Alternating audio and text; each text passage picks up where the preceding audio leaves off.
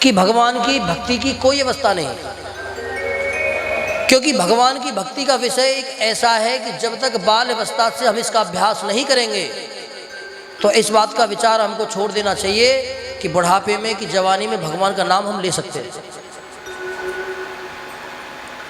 ये कोई इतना सरल विषय नहीं है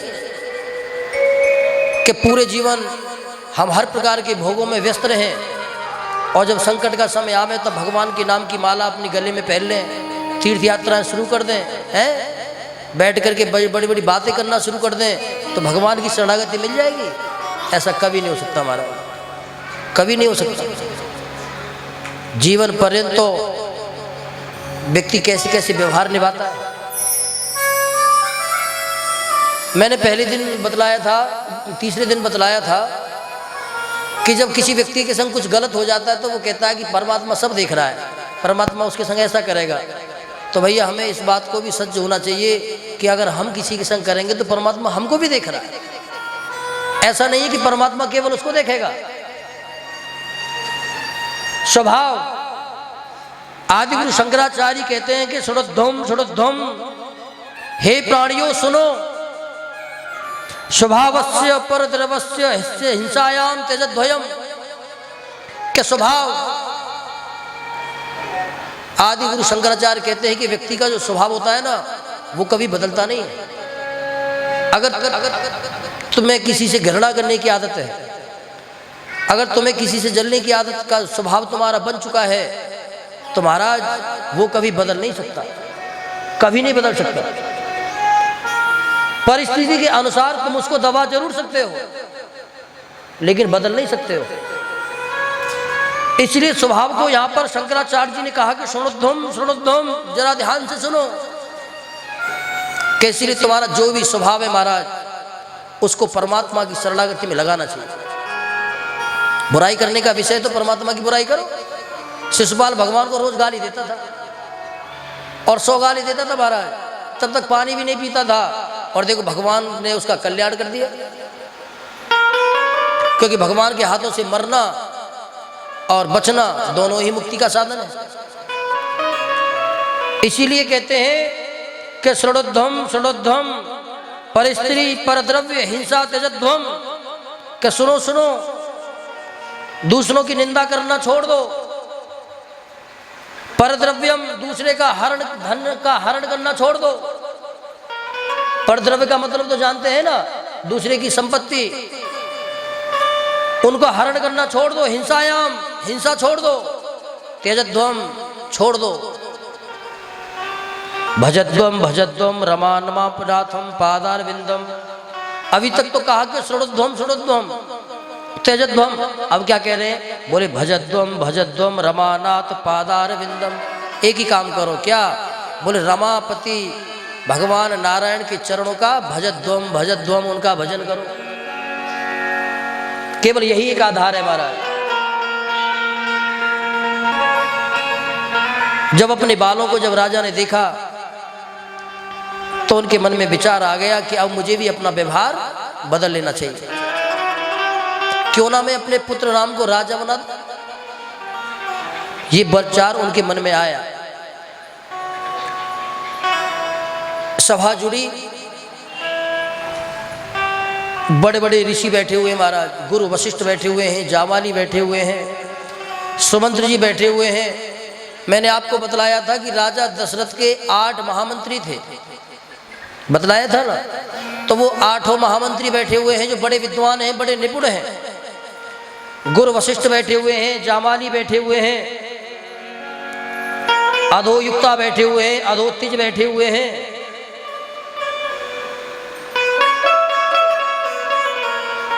उनको राजा ने प्रणाम किया और कहा कि पांडु रस्मात् छत्रस्य छायायां जरितम मया। कि हे सभासदों, इस श्वेत वर्ण के छत्र के नीचे बैठ करके मैंने अपने बालों तक को सफेद कर लिया। उनका जो छत्र है वो कैसे रंग का है? श्वेत, सफेद रंग का है।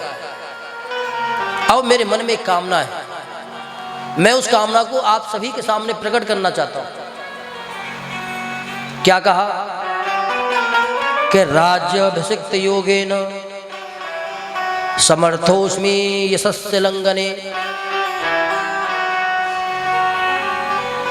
कि अब मेरा विचार यह है कि मैं भी अपना व्यवहार और स्वभाव और पद बदल दूं। अगर मैं गलत बोल रहा हूं तो मुझे टोक देना, राजा दशरथ कहते हैं। वाल्मीकि मुनि कहते कि राजा दशरथ सत्यवादी हैं, वो झूठ नहीं बोलते, लेकिन फिर भी उनका दैन्य भाव देखो आप। वो कह रहे हैं कि अगर मैं गलत बोल रहा हूं तो टोक देना भैया, कि आज मेरे मन में अपने पुत्र राम को राजा बनाने का विचार आया है, और इस विषय में मैं ज्यादा प्रतीक्षा नहीं कर सकता। क्यों? क्योंकि कल पुष्य नक्षत्र है और राम जी के जन्म दिवस भी है, जन्म तिथि है, राम जी की जन्म तिथि है। राम जी की जन्म तिथि से 3 संयोग जुड़े हुए। एक तो राम जी का जन्म जुड़ा हुआ है, एक तुलसी कृत रामायण का प्राकट दिवस भी यही है। तुलसीदास जी की जो रामायण प्रकट हुई थी वो भी इसी मुहूर्त, इसी नक्षत्र में प्रकट हुई थी, और राम का राज्याभिषेक भी इसी को संकल्पित मान करके किया गया। ये शुभ संयोग है। या आप ये समझ लो कि जिस समय भगवान का विवाह हुआ या जिस समय राज्याभिषेक की भावना जागी, तो उस समय ये योग स्वयं खुद ही बन गए। मेरी कामना है इस सभासदों कि मैं अपने पुत्र राम को राज्याभिषेक करना चाहता हूं। बताओ क्या करूं? क्या तुम्हारी इच्छा है?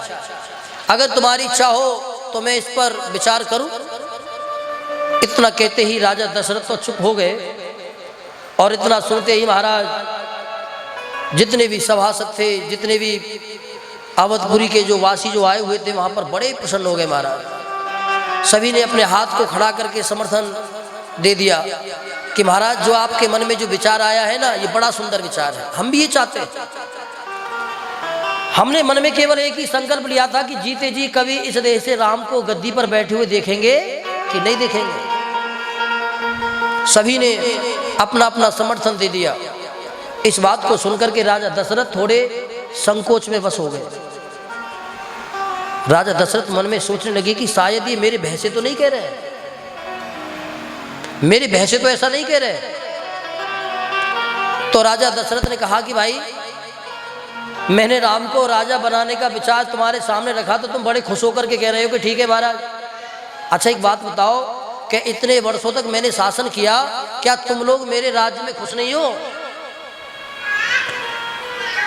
या मेरी नीतियों से तुम खुश नहीं हो, जो मेरे रहते हुए तुम मेरे पुत्र राम को राजा देखना चाहते हो?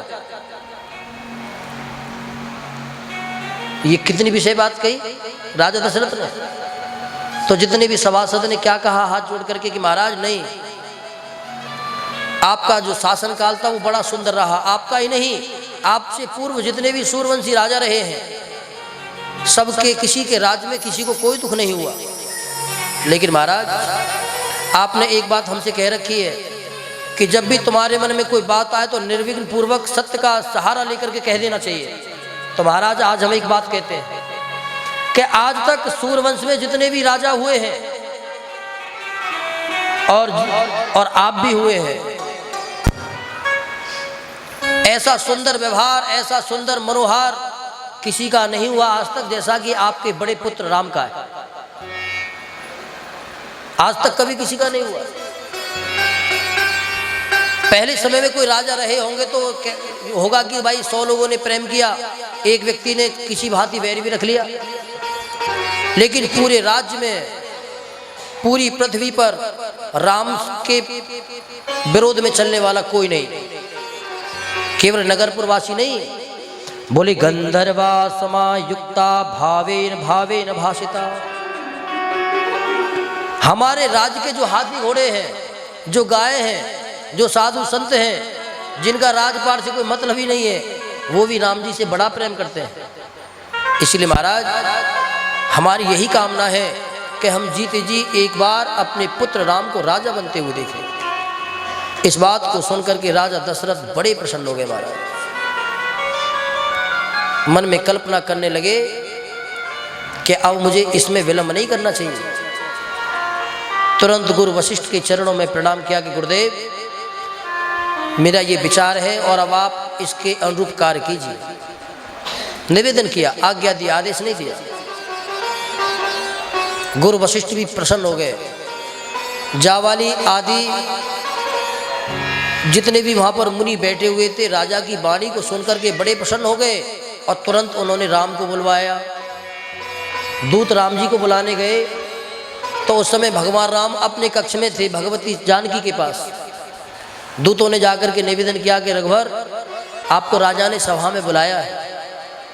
इतना सुनते ही बिना विलंब किए भगवान अपने आसन से उतर गए, अपना उत्तरीय वस्त्र पीतांबर लिया, कंधे पर डाला और बाल मुकुट जो था वो अपने मस्तक पर रखा और तीव्र गति से चलने लगे। वाल्मीकि मुनि कहते हैं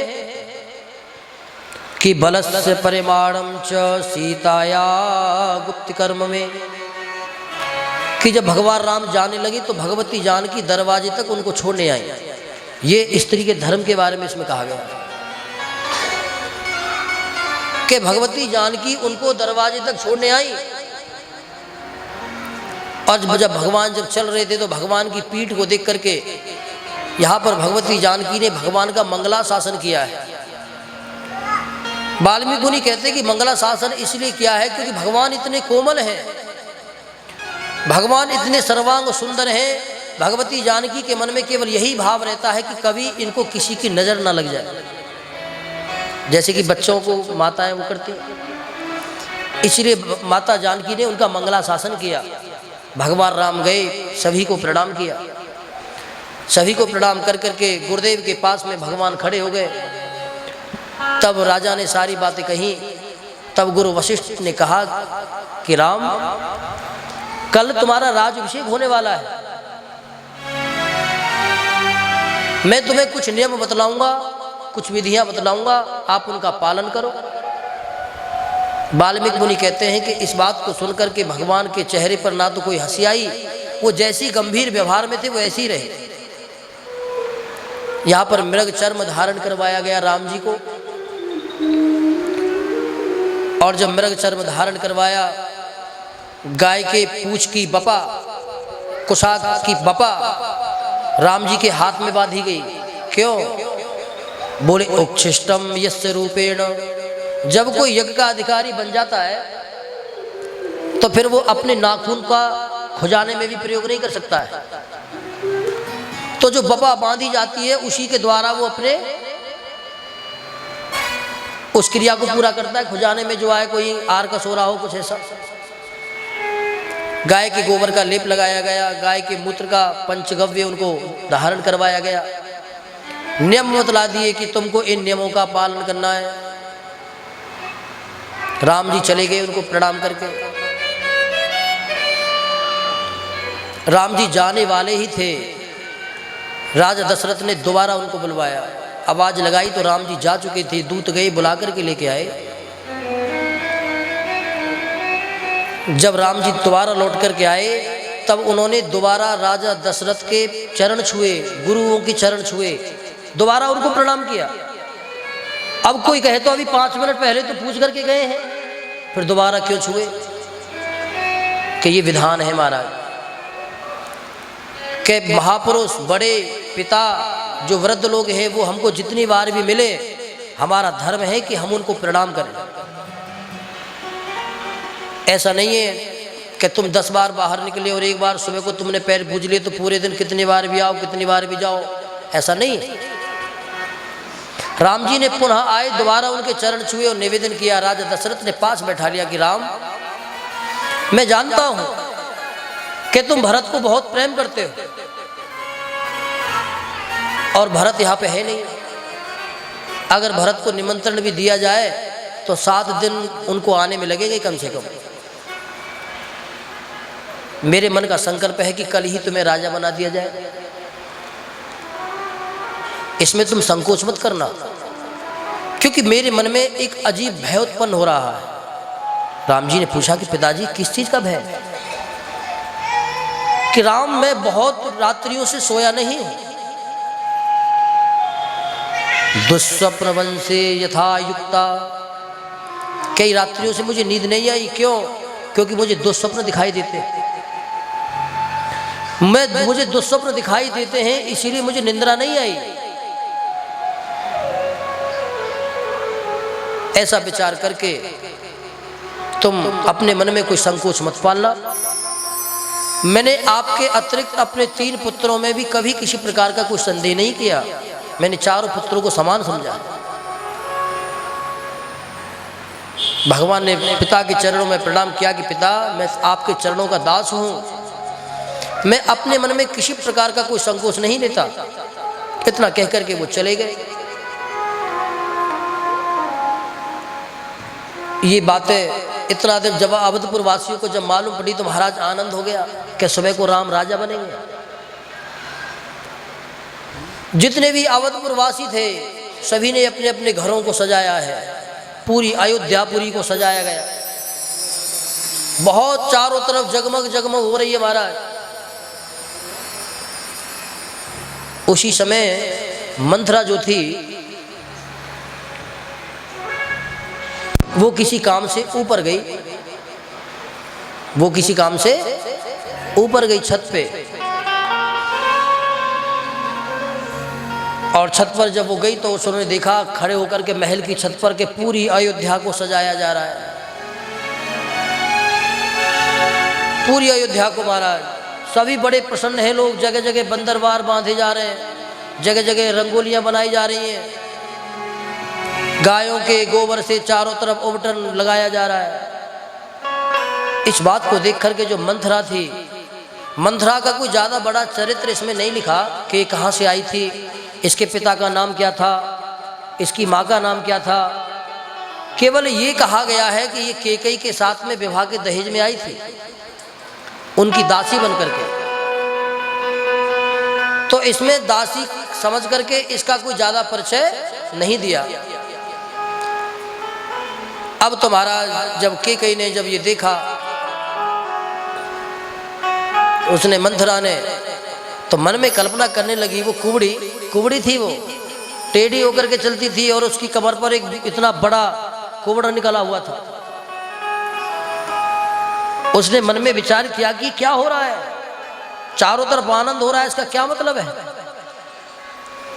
अवधपुर वासियों के मन में तो केवल एक ही भाव है कि कैसे भी ये रात बीते, दिन निकले तो हम अपने नेत्रों से कमल नयन भगवान राम को राजगद्दी पर बैठने के सौभाग्य के दर्शन कर सकें।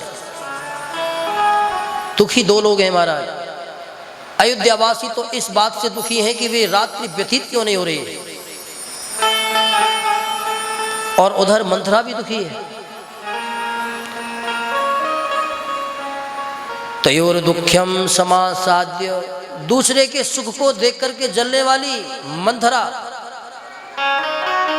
यहां पर वाल्मीकि मुनि भी कहते हैं के संसारे व्यवहारे मापन्नो युयुत्सु राम रावण,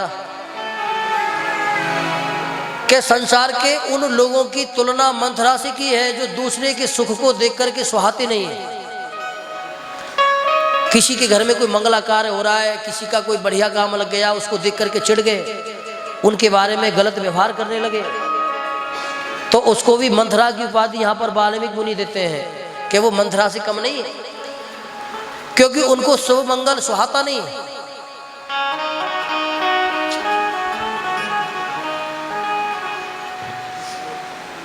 अब तो महाराज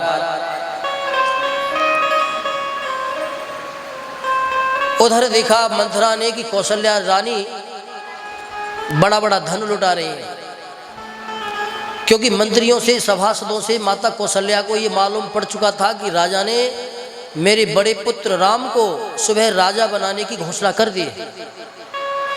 तो माता कौशल्या प्रसन्न है, ब्राह्मणों को बुला करके, साधुओं को बुला करके, गरीबों को बुला करके वो खूब धन लुटा रही है महाराज, हीरे जवाहरात लुटा रही है।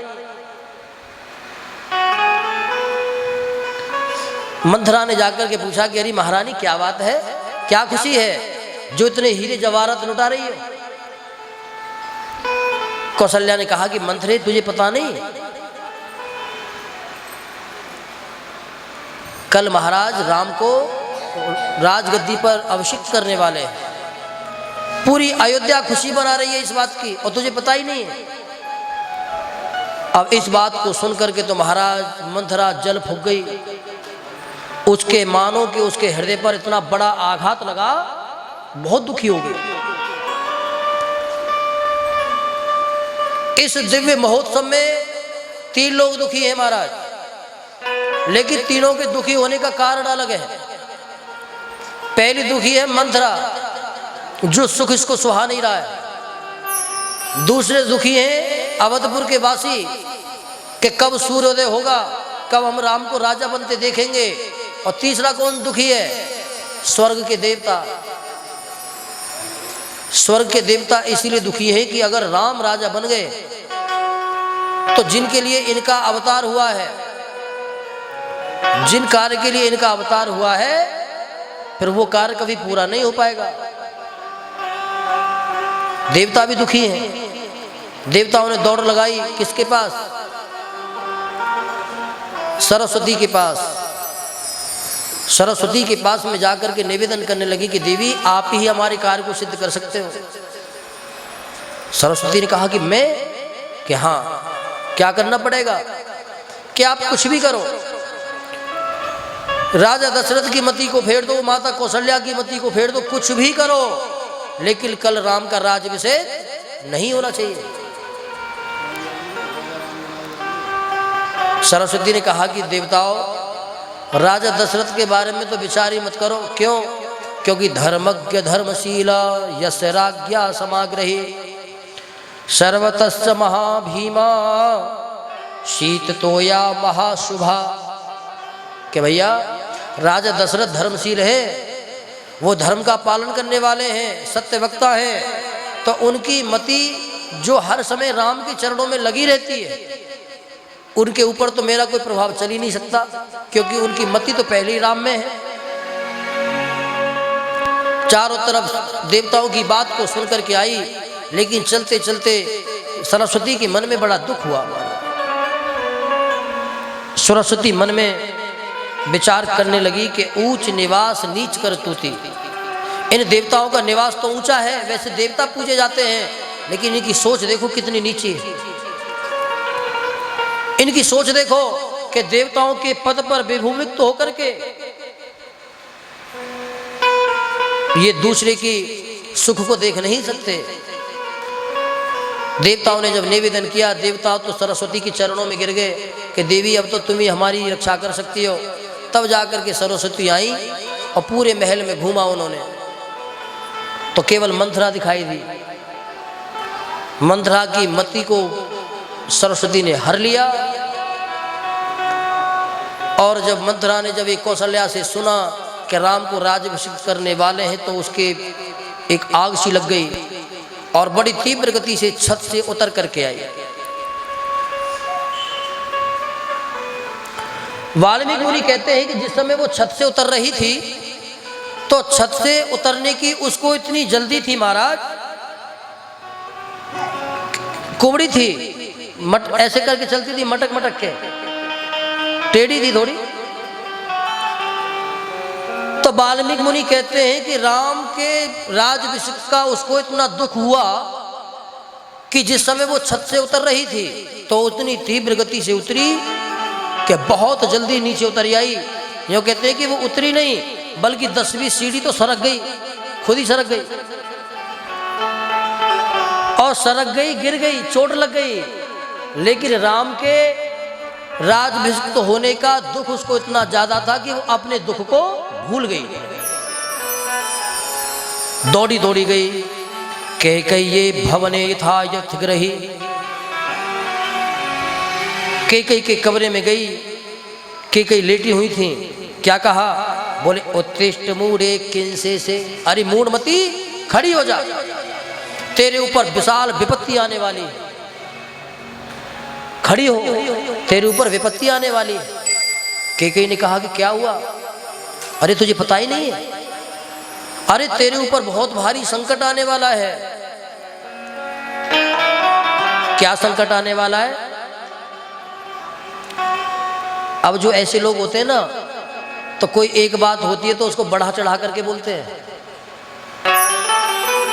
तो यहां पर मंथरा ने भी बढ़ा चढ़ा करके बोला कि तुझे पता नहीं ये मूढ़े अयोध्या में महीनों से तैयारी चल रही है, महीनों से तैयारी चल रही है। राजा ने राम को राजा बनाने का संकल्प लिया है,